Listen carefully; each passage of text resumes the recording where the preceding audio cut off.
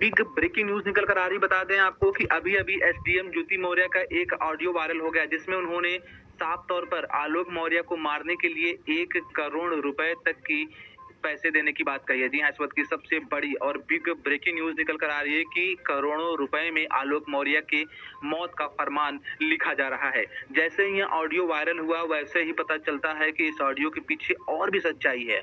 यही नहीं, हम आपको बता दें कि इन सभी चीजों के बाद जब आलोक मौर्य से इस बारे में बात की गई, तो आलोक मौर्य ने कहा कि मैंने तो पहले ही कहा था कि मुझे मारने की प्लानिंग बहुत लंबे समय से चल रही है।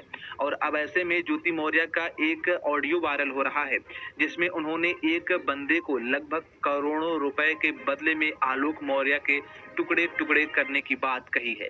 आलोक मौर्य एक इंसान नहीं बल्कि एक सामान हो गया है, जिसकी सौदेबाजी की जा रही है। इस वक्त की सबसे बड़ी और बिग ब्रेकिंग न्यूज निकल कर आए, तो सुनाएंगे हम आपको वो ऑडियो जिसमें ज्योति मौर्य ने कहा है कि आलोक मौर्य को मारना है, और साथ ही साथ बताएंगे हम आपको ये भी कि इसके बारे में और अगली क्या अपडेट है। इन सभी चीजों के बारे में हम विस्तार से चर्चा करेंगे इसी वीडियो में। तो अगर अभी तक आपने हमारे चैनल को सब्सक्राइब नहीं किया है, तो नीचे लाल कलर का बटन दबाकर हमारे चैनल को सब्सक्राइब कर लें, और साथ ही साथ इस वीडियो को एक लाइक जरूर दें।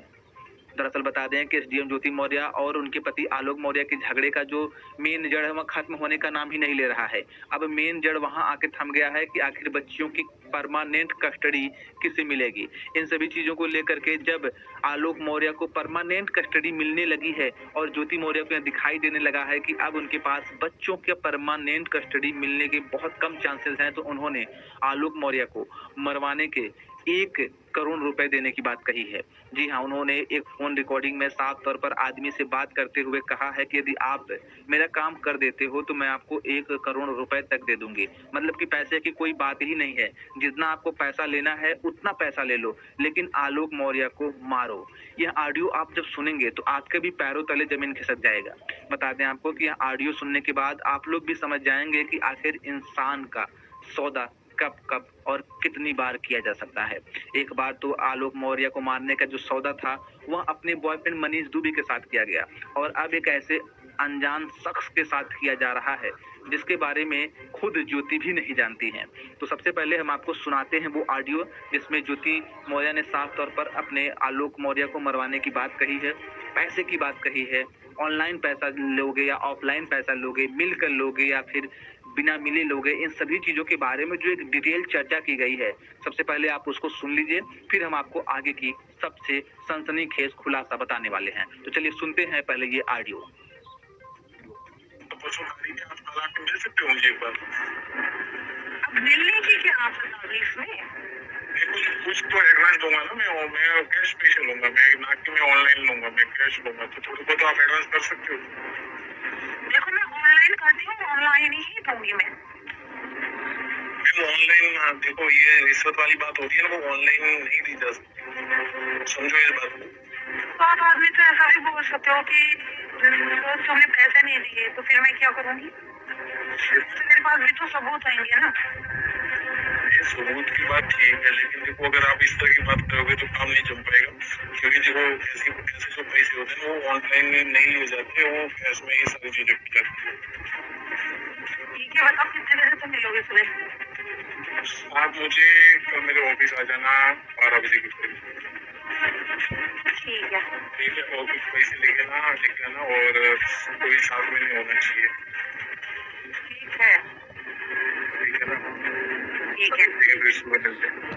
ठीक है। तो जैसा कि आप लोगों ने ऑडियो में सुना कि किस तरीके से एक व्यक्ति के जान की कीमत महज 50 लाख 1 करोड़ रुपए होती है।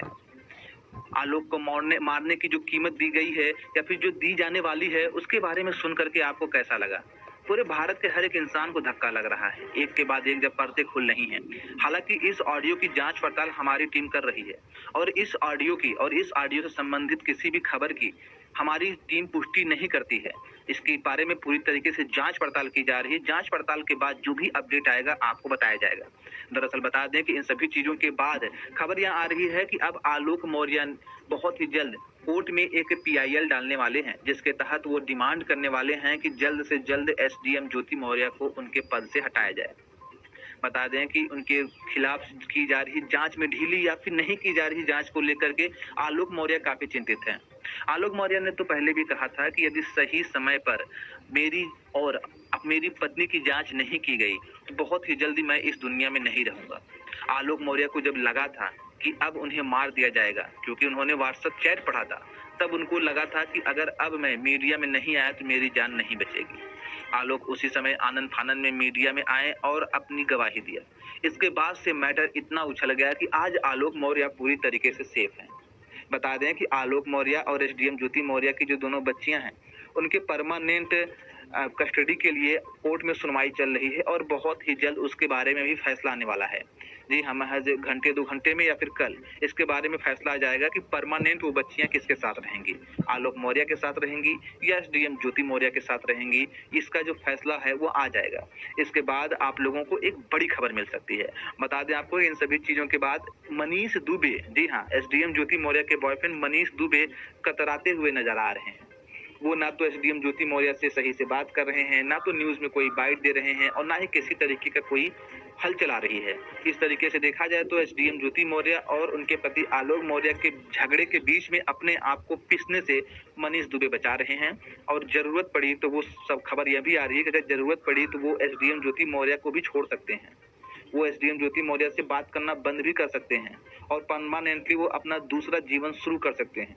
इन सभी चीजों के बाद सबसे बुरी अगर कोई फंसेंगी तो वो है एसडीएम ज्योति मौर्य। इन सभी चीजों के बाद आपको क्या लगता है?